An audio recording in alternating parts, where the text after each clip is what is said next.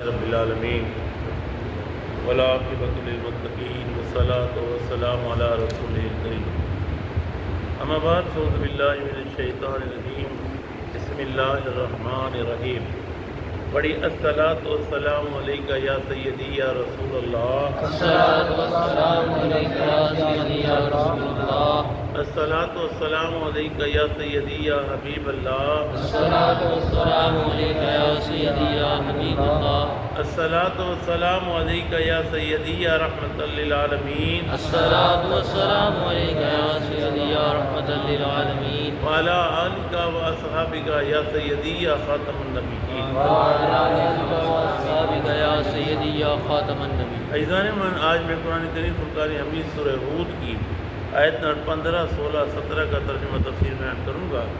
اللہ کے سبحانہ و تعالیٰ مجاہدین کو صحیح بیان کرنے کی، حق بیان کرنے کی توفیق عطا فرمائے، مجھے اور آپ کو سب کا قائم و دائم رہنے کی توفیق عطا فرمائے۔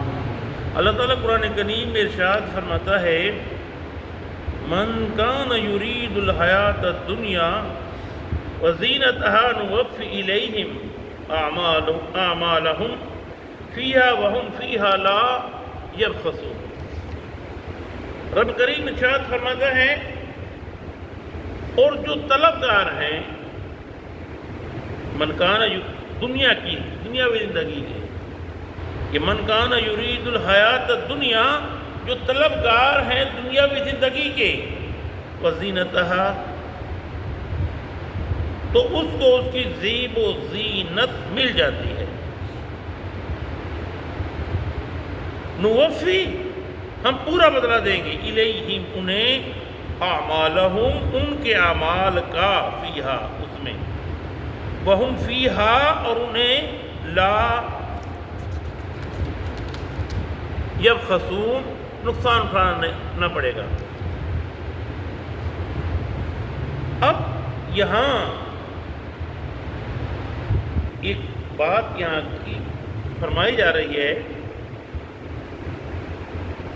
کہ جو دنیا مانگتا ہے، دنیا کا طلبگار ہے، تو رب فرما رہا ہے ہم دنیا دیں گے تجھے، تو مانگ دنیا رہا ہے تو ہم دنیا دیں گے تجھے، اتنی دے دیں گے، اتنی دے دیں گے، تجھے نقصان نہیں ہوگا،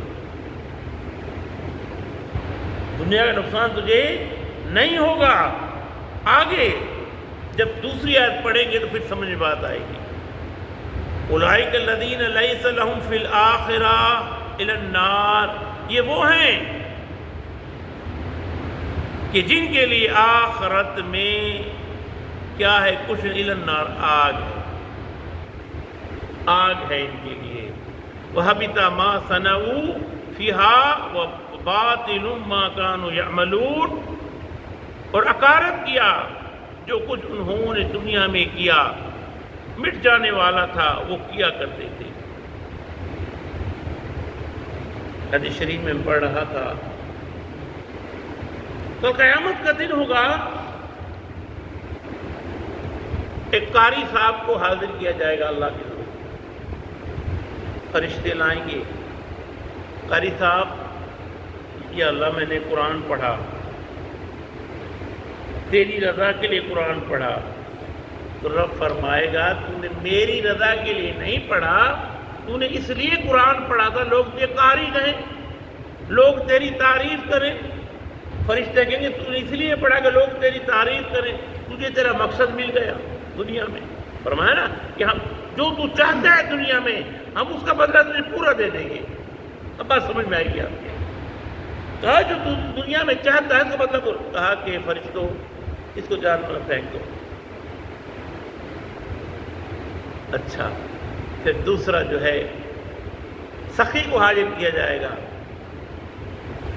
اب اس نے، رب پوچھے گا بتاؤ تم نے سخاوت کی؟ یا اللہ میں نے سخاوت کی۔ تو نے سخاوت کی، خیرات کی، اس نیت سے کی لوگ نے سخی کہے، وہ مل گیا تجھے۔ تو رشتہ داروں کو دیا، اس نیت سے دیا، جتا جتا کے دیا کہ دنیا دیکھے کہ یہ بڑا سخی ہے، دینے والا ہے، بانٹنے والا ہے، دیالو ہے، وہ تجھے مل گیا۔ یعنی اس کا مقصد دنیا تھا، نہیں تھا۔ رب فرما رہا ہے نا کہ ہم اس کو دنیا میں دے دیں گے جو وہ چاہتا تھا، لیکن آخرت میں کیا ہوگا؟ فرشتوں اس کو پکڑو جہنم میں پھینکو، سارے اعمال اکارہ چلے گئے اس کے۔ پھر ایک شہید کو بلایا جائے گا، شہید صاحب ہاں یا اللہ میں نے شہادت تیری رضا کے لیے کی، تو نے میری رضا کے لیے نہیں، دین کی شہادت حاصل کی ہے تو نے، لیکن میری رضا تھوڑی تھی اس میں تیری نیت یہ تھی، تیری نیت میں یہ تھا کہ لوگ تجھے بہادر کہیں، لوگ تجھے جری کہیں، لوگ تیرا نام لیں، لوگ تیری تعریف کریں، وہ تجھے مل گیا، وہ تجھے حاصل ہو گیا، فرشتوں سے جہنم میں پھینک۔ سمجھ میں آ گئی بات کہ فرشتوں کو جہنم میں پھینک۔ کل قیامت کا دن ہوگا، میرے آقا نے ارشاد فرمایا 3 گروہ ہوں گے۔ ایک گروہ وہ ہوگا جو خالصتاً اللہ کی رضا کے لیے عبادت کرتا ہوگا، وہ جنتی ہے۔ ایک گروہ وہ ہوگا جو پیسے کے لیے عبادت کرتا ہے، کسی کے روزے رکھتا ہے تو پیسے کے لیے، نماز پڑھتا ہے تو پیسے کے لیے، کسی کا کام کرتا ہے تو پیسے کے لیے، پیسے۔ اور تیسرا گروہ وہ ہے جو ریاکار ہے، دنیاوی دکھلاوے کے لیے کام کرتا ہے، یہ 2 کے 2 جہنم میں جائیں گے، یہ 2 کے 2 جہنم میں جائیں گے۔ کہا کہ ان کے سارے عمل اکارت ہو گئے، یہ جہنم میں چلے گئے، ان کا یہاں کوئی حصہ نہیں ہے، حصہ ہے تو صرف اس کا ہے جو رضائے الہی کے لیے کرتا ہے۔ اچھا تہجد گزار ایک بندہ نماز پڑھتا ہے، یا اللہ میں نے تہجد پڑھی ہے، نہیں، تیرے دل میں یہ بات تھی، لوگ تجھے کہے تو تہجد گزار ہے، بڑا متقی ہے، پرہیزگار ہے، تجھے مل گیا وہ، لوگوں نے تیری بڑی تعریف کی، تیری تہجد کی تعریف کی، تیری نماز کی تعریف کی، تیری بزرگی کی تعریف کی، خلوص چند ہوگا، چند لوگوں کے پاس، سارے اکارت سب کو کیا ہوگا کہ ان کو جہنم میں پھینک دیا جائے گا۔ قرآن کریم میں ہے یہ، لوگ قرآن کریم کو پڑھیں تو پتہ پڑے نا قرآن کیا کہتا ہے، اس کی تعلیم پر عمل کریں تو سب بات کا پتہ پڑ جائے گا۔ آگے فرمایا افمن کان علی بینۃ من ربہ ویتلوہ شاہد منہ، تو کیا وہ شخص ہو روشن دلیل اپنے رب کی طرف سے کہ اس کے پیچھے آ گیا ایک سچا گواہ، من ومن قبلہ، اس سے پہلے کتاب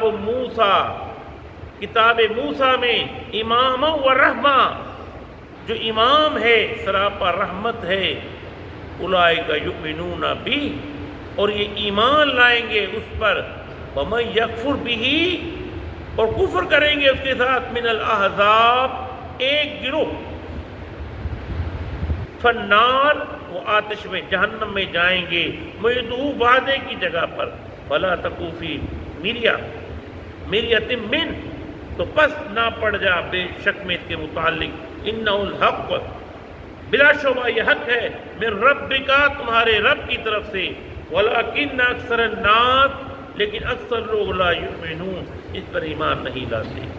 اب یہ جو ہے حضرت محمد بن علی بن ابی طالب فرماتے ہیں، کہا یہ آیت جو ہے حضرت علی کے لیے نازل ہوئی، کیونکہ وہ شاہد ہوں گے، ان کی شان میں نازل ہوئی۔ ایک کہتے ہیں کہ نہیں، حضرت جبریل امی کی شان میں نازل ہوئی، وہ بھی شاہد ہوں گے، وہ بھی تلاوت کرتے ہیں، مختلف روایتیں، مختلف قول ہے۔ اچھا ایک گروہ، کون سا گروہ؟ کہا کہ یہود اور نصارہ، وہ جہنم میں جائیں گے، ان کو پتہ ہے، وہ جانتے ہیں کہ نبی آخر الزمان کی شان کیا ہے، ان کو پتہ ہے، انہوں نے توریت میں پڑھا، موسیٰ کی توریت میں پڑھ لیا، نصارہ نے انجیل میں پڑھ دیا، سب پڑھ لیا، لیکن پھر نہیں مانتے، ان کا ٹھکانہ جہنم ہے، ان کو جہنم میں پھینکا جائے گا۔ لیکن کیا یہ مانتے نہیں؟ کچھ ایسے بھی ہیں کہ جو قرآن کو پڑھتے ہیں لیکن قرآن کے منکر ہیں، ان کے ذہن دہریہ بن چکے ہیں، وہ کہتے کیا ہے یہ؟ کچھ نہیں ہے، سب کچھ یہی رہے، عقل کے گھوڑے دوڑاتے ہیں، وہ جہنم کا ایندھن بن جائیں گی۔ اللہ گردوار عمل کرنے کی توفیق عطا فرمائے۔ وما علینا الا البلاغ۔